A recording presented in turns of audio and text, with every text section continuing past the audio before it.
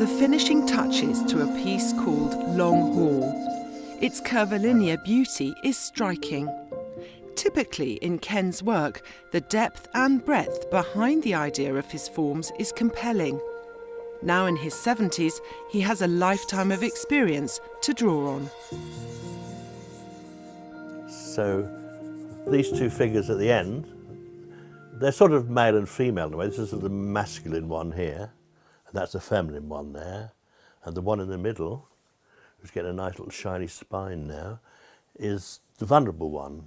And I hope through looking at the sculpture, you can see the two powerful aspects of the bookends and just caring for this very vulnerable little novel in the middle in a way, and just sort of seeing it through that period in its life to try and ensure it's not harmed as much as it could have been. That's really what it's all about, just caring for others in the workplace and in life in general, really. Ken's mother suffered from depression. He started off as an apprentice carpenter, learning respect for tools and carving. But as a youngster, he too struggled with finding a direction in life.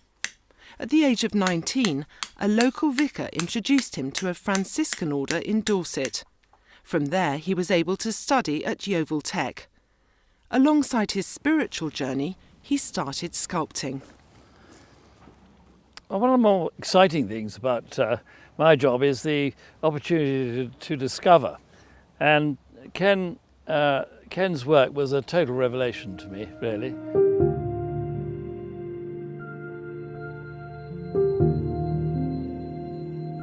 This piece, Suppression, is a large piece by him. It's in bronze, but it comes from an earlier piece that he made quite early on in his life.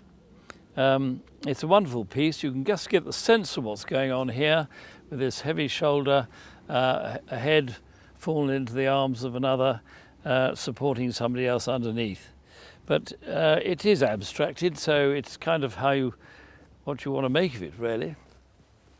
Ken's ability as a stone carver was recognised early, and he exhibited at the Royal Academy. His talents were such that contact with Henry Moore led to the offer of a place at the Slade. But he took his own path, studying art on a foundation course in Walthamstow, and then on to Bristol Art College. Oh, I think I'm a sculptor because I like the physicality of the stone, and I like the process of working out ideas. I like putting my emotional thoughts into solid stone to make them look sympathetic in stone. But I don't use the stone, I use the stone as an honest medium. I don't try and make it represent anything but stone and my emotional feelings. And that suits me fine.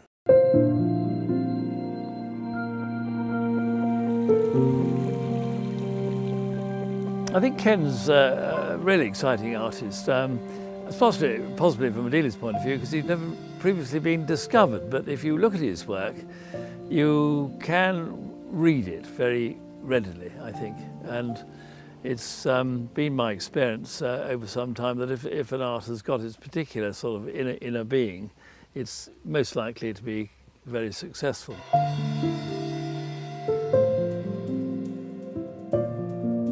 This is another mother and child, and I've done many, and this one is made in soapstone. It's a beautiful finish to it.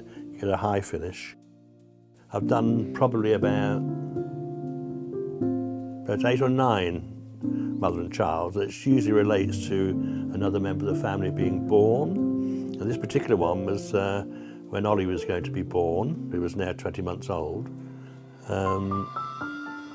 He had a difficult procedure being born and was kept in hospital. It's so sort of protective, the mother of the child, and the child was quite vulnerable because of the procedure it had. But it's perfectly well, the child. And I just keep coming back to them. And the last few years I've been putting expressions on the mother's face, and the baby's face has always been plain. But this particular one has just got an indication of a socket for an eye, which feels nice when you touch it. They're so tactile, and if you close your eyes, you can follow the journey around the sculpture. Ken's ability is to reflect personal values in his work, as well as the big issues of the day in the world at large. His sensitivity to human suffering was enhanced by his job as a social worker, which he juggled with sculpture for 24 years. I think, generally speaking, human condition is absolutely his bag, really, whether it's something to do with the Iraqi war, or whether it's somebody who can't make ends meet and is down and out, or it's an emotional collapse of some sort. He's very, very clever at catching that sense. Ken's exhibition with Messum's is the culmination of a big body of work. This piece, The Bird and the Guitarist, relates to Ken's son Simon. It's made of Ken's stone of choice, Polyphant, quarried on the Devon-Cornwall border. I like it because it's not difficult to carve. Like marble is and it's very hard and tough, and you'd have to use diamond cutting tools and electric power, and then chip off pieces from the striators I make in it.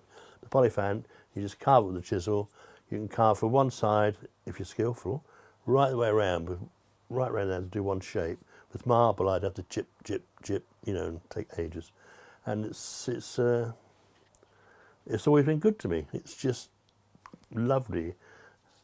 And what people who buy this stuff, they really like the high finish I get on them, and inside the sort of posits of like iron oxide, orangey, reddy spots when it's polished. They're very, very attractive. Ken is devoted to his wife Ross, who's recently been beset by ill health, and Simon has helped care for her. The poignancy of Ken's work often shines through as a tribute to family support. To quote ecologist Satish Kumar, Ken's work brings a sense of meaning and a sense of the sacred in life.